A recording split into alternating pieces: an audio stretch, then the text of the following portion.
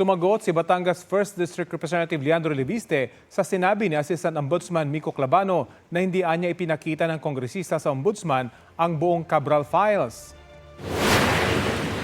Hindi naman po sila humingi ng anumang impormasyon na hindi ko po ibinigay sa kanila. Ako pa ang nag-volunteer sa kanila ng mga files ni Yumaong Yusek Cabral at hindi nga po nila hiningi, pinakita ko sa kanila. Ipinakita ko po more than what they asked for.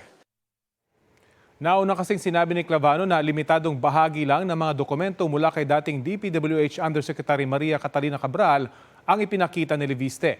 Sabi pa ni Leviste sa Facebook, wala si Clavano sa investigation team ng Ombudsman na bumisita sa kanya noong November 26.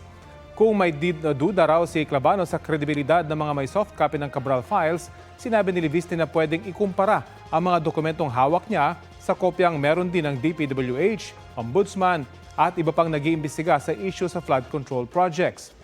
Ang Cabral files ay may listahan ng mga mambabatas na pinaglaanan umano ng pondo para sa DPWH projects.